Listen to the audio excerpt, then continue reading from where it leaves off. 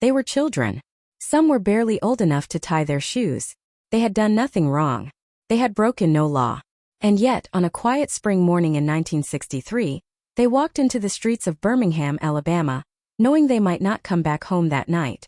What happened in the days that followed shocked the entire world, moved a president to act, and helped crack open one of the darkest chapters in American history. This is not just a story about civil rights. This is a story about children who decided that enough was enough. Welcome back to Epoch Stories, where we bring history's most powerful moments to life. If you're new here, you've found the right channel. And if you've been with us for a while, you already know we don't do history like a textbook. We tell it like it actually felt. Today we are going back to Birmingham, 1963.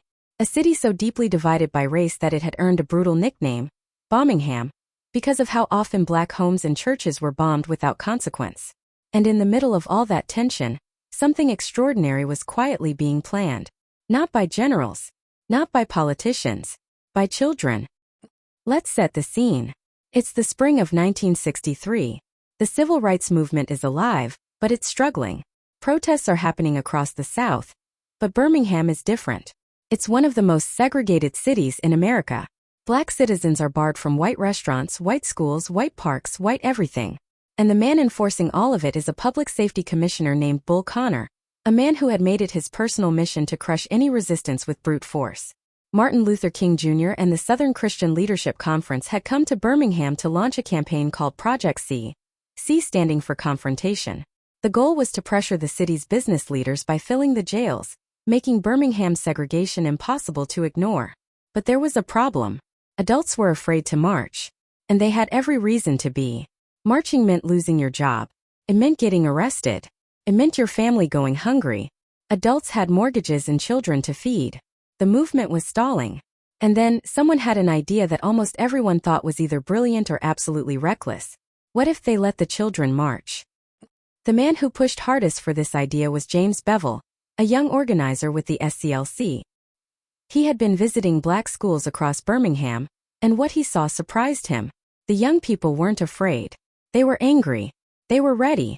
They had grown up under segregation their whole lives, and unlike their parents, they had less to lose and everything to prove. Bevel began quietly organizing.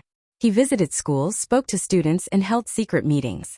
Word spread through whispered conversations, passed notes, and coded messages on a local black radio station. A DJ named Shelley, the Playboy steward, began using phrases like, "There's going to be a party in the park," as signals to the students. Thousands of teenagers and children began to understand what was being planned. By early May 1963, over 1,000 young people had secretly trained in the tactics of nonviolent protest. Some were 16. Some were 10. The youngest ones were said to be around 6 years old. They had been taught how to march, how to stay calm when confronted, and what to do if they were arrested. And then came the day. May 2, 1963. The 16th Street Baptist Church, a building that would itself become a symbol of tragedy just months later, is packed. Hundreds of children, dressed in their Sunday best, singing freedom songs, waiting for the signal. Adults in the movement watched nervously. Even King himself had doubts. Sending children into that kind of danger felt wrong to many. But the children had made their own choice. At noon they walked out. In waves, groups of children poured out of the church and into the streets of downtown Birmingham, singing, marching, carrying signs. The police were caught completely off guard. They arrested hundreds of them. Children as young as 8 were loaded into police wagons and taken to jail. The jails filled up so fast, authorities had to use a fairground as an overflow holding area. But what happened next changed everything. More children came. The next day even more. Thousands of them. And this time, Bull Connor had decided he was done being patient. He ordered the fire hoses turned on them. What followed was one of the most disturbing images the world had ever seen broadcast on television. Children, some as young as 8 and 9 years old, knocked off their feet by the pressure of fire hoses powerful enough to strip bark from trees. Police dogs were unleashed. Students were bitten, shoved, and dragged. And through it all, the children did not run. They held their ground, linked arms, and kept singing. The footage ran on every major news channel. Newspapers around the world put the images on their front pages. People watching in their living rooms could not believe what they were seeing. Not soldiers. Not adult protesters. Children.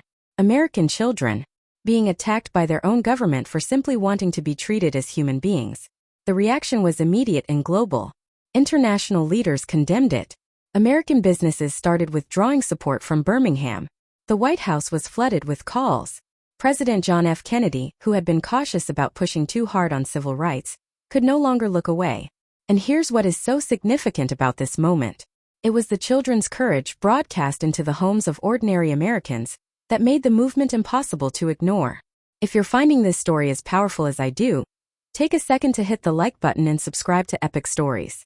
It helps more people find these kinds of stories, and it means the world to us.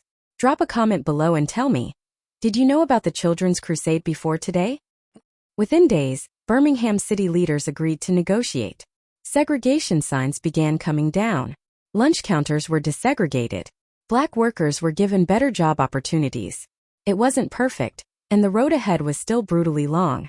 Just months later, in September 1963, the 16th Street Baptist Church would be bombed, killing 4 little girls in an act of pure racial terror.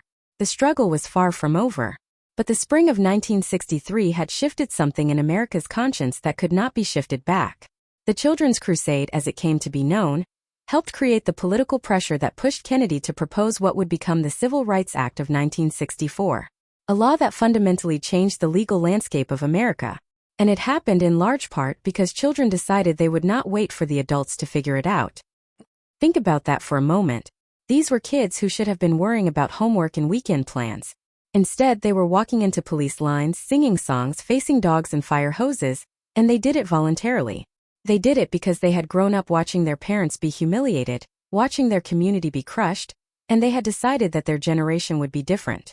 One young marcher, when asked by a reporter if she was afraid, reportedly said something like, "Yes, but I'm more afraid of doing nothing." That sentence is worth sitting with. History remembers the names of the great leaders.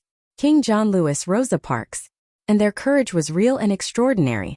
But history sometimes forgets the nameless thousands, the children who walked into the fire because someone had to, and they were tired of waiting.